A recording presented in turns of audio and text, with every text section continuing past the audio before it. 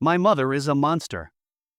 My mother bullied me and my younger sister all our childhood, turning our lives into a nightmare. When we grew up, she somehow thought we could forgive her. My name is Mark, and I was born in a small town in the state of Iowa.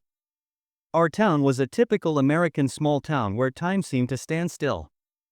Our house stood on the very outskirts, far from the center, among old wooden houses that seemed to have lost their original appearance long ago.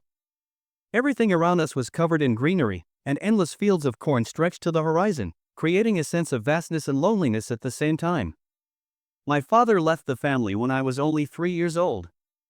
I barely remember his face, except for some vague images from the past, and the rare photographs my mother hid in the closet. Left alone with 2 small children, me and my younger sister Sarah, my mom had to work her ass off.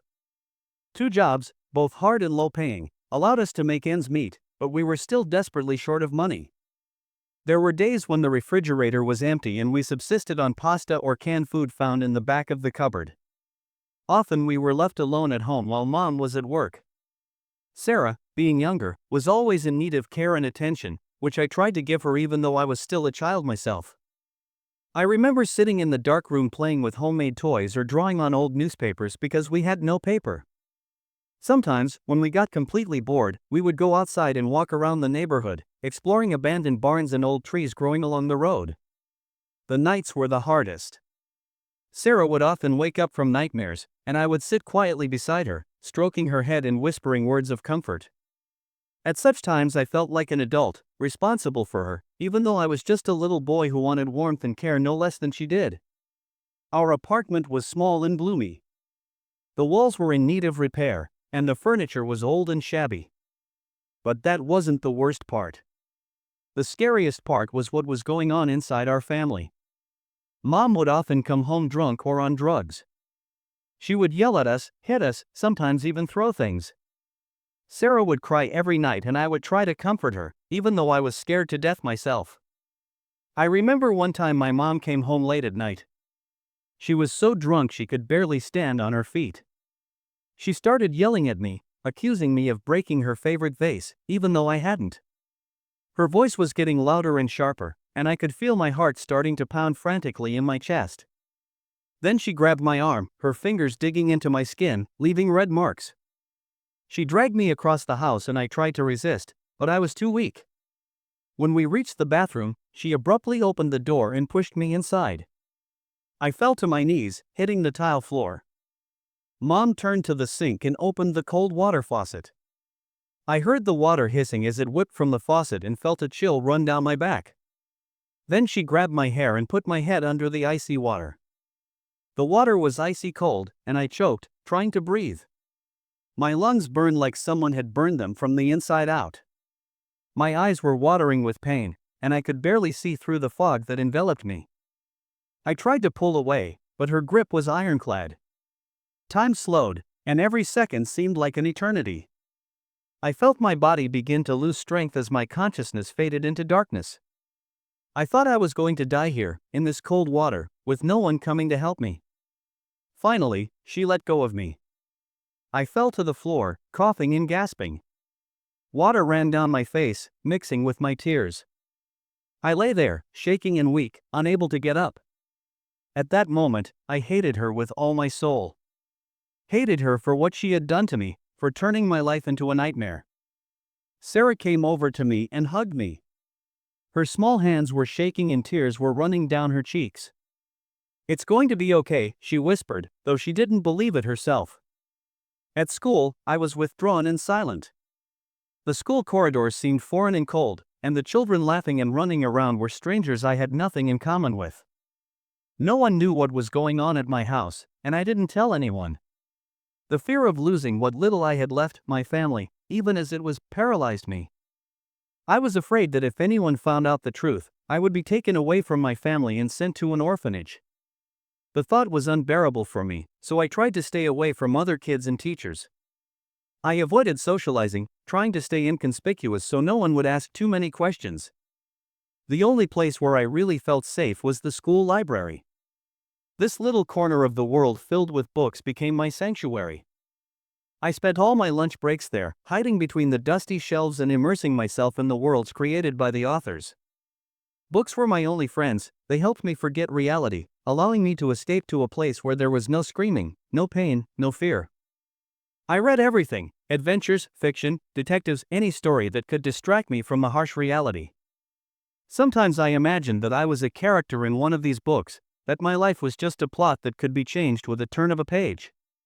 But when I returned home, I was confronted with reality again, and those dreams dissipated like smoke. However, the library remained my salvation, the only place where I could feel a little bit happy. One day my literature teacher, Mrs. Collins, noticed that I spent a lot of time in the library with my nose in books. One day she came up to me after class and asked me if I liked to read. I nodded without looking up. Then she suggested that I participate in the school essay contest, which was held every year. I hesitated, for I had never written anything like that before, but Mrs. Collins persuaded me to give it a try. That evening I sat down at the old desk in my room and began to write. The words came hard at first, but gradually the story began to take shape. I wrote a story about a boy who lived in a magical forest and fought monsters. This boy was brave and determined, even though he was afraid. He fought not for fame or fortune, but to protect his home and friends. Each night I added new details, invented new characters, and created exciting battle scenes. When the contest was over, the results were announced at the school's General Assembly. I sat in the back of the desk, expecting my efforts to go unnoticed. But suddenly Mark's name came over the loudspeakers. My story had won first place. I couldn't believe my ears. Mrs. Collins came up to me and handed me a small award, a book signed by a famous writer. The cover read, "To Mark, a young talent, with best wishes." That moment was the first time in my life when I felt really proud of myself. I held the book in my hands, feeling the warmth spread throughout my body. That day I realized that I had a talent, that I was capable of creating something meaningful that could touch people's hearts. This discovery gave me hope that perhaps not everything in this life is predetermined by fate, and that I can change my destiny with my own hands. When I turned 14, my mom met a new man. His name was Jeremy, and he was an alcoholic like her. They spent their evenings together, drinking and smoking pot. Sometimes Jeremy would stay the night, and then I would go to sleep with friends or just wander the streets until morning. One night when I got home, I heard Sarah screaming. I ran into the room and saw Jeremy trying to hit on her. I ran up to him and pushed him to the floor. I then grabbed a kitchen knife and put it to his throat. "If you touch my sister one more time, you won't live," I whispered. Jeremy freaked out and ran out of the apartment, leaving us alone. I stood, breathing heavily, still clutching the kitchen knife in my hand. Sarah was crying, sitting on the bed, and I didn't know what to do next. We both stayed up that night, fearing that Jeremy would come back. In the morning, my mom came home. She saw that Jeremy had disappeared and immediately started asking us what had happened. I told her the whole truth, but she didn't believe me. Instead of supporting me and thanking me for protecting my sister, she accused me of ruining her relationship with Jeremy. She screamed that I was always the problem, that I never gave her peace of mind. "I don't need a son like that anymore," she shouted, pointing at the door. "Pack your things and get out of here." I didn't argue. I just grabbed an old gym bag and started packing my stuff. Sarah looked at me with pleading in her eyes, but I couldn't stay. My mom stood in the doorway watching my every move. When I was done, I walked past her without saying a word. I walked out of the house, closing the door behind me, and never looked back again. I walked down the street, not knowing where to go. I only had a few dollars in my pocket, and in my bag I had a couple changes of clothes and an old book I had brought with me. I called my best friend, Dan, and asked permission to spend the night at his place. Dan agreed, and I spent the rest of the night on his couch, thinking about what lay ahead. The next few months were difficult. I lived at Dan's until I got a job and rented a small room. I went to school during the day and worked nights to pay for rent and food. My mom never contacted me, and I decided it was best to leave it at that. I didn't want to go back to the hell I called home. Sarah called me occasionally, but the conversations were short and awkward. She lived with her mom, and I didn't want to drag her into my problems. Now I'm 35 years old. I live in New York City, working for a major publishing house. I have a wife and 2 children. My life seems perfect, but inside I still feel hurt and angry. I try not to think about the past, but it always reminds me, especially when it comes to family. Sarah, my younger sister, lives in Los Angeles now. She works as an interior designer and has been very successful in her career. We keep in touch, but meetings are rare. Sometimes we video call, discuss business, share news. She is married and has a child, a little girl who recently turned 1 year old. Sarah tries to create for her daughter the atmosphere of love and care that she and I lacked as children. We rarely talk about Mom. It's too painful a topic for both of us. Sarah doesn't keep in touch with her either, although Mom does try to contact us occasionally.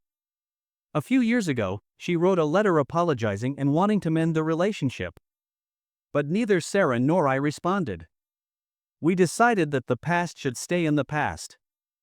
The last time I saw my mom was 10 years ago when I came to Iowa for my grandmother's funeral. Mom came up to me and tried to hug me, but I pushed her away. "Don't touch me," I said. "You've turned my childhood into a nightmare." She cried and started to apologize, but I didn't want to hear it. To me, she remained the monster she was as a child. I can't forgive her for what she did to me and Sarah. Sometimes I wonder what might have been if we had a different mother. How would our lives have been different if she had loved us, cared for us, protected us?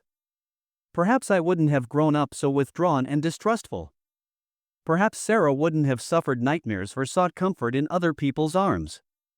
Perhaps we would have grown up to be happy and confident people, ready to conquer the heights and achieve success. But these thoughts make me despair. Why was fate so unfair? Why did we have to grow up in such a hell? These questions torment me every night when I go to bed and close my eyes. Sometimes I imagine what our lives might have looked like if things had turned out differently. But then reality returns and I realize that the past can't be changed. I'm trying to move on with my life, to build a future for my family. I want my children to grow up in love and understanding, to know that their parents will always be there for them, ready to support them in any situation. But the past always stays with me, like a shadow that cannot be cast off. It haunts me in every decision, in every encounter, in every look at my children. I am afraid that one day this shadow will swallow me whole and I will not be able to escape its grip.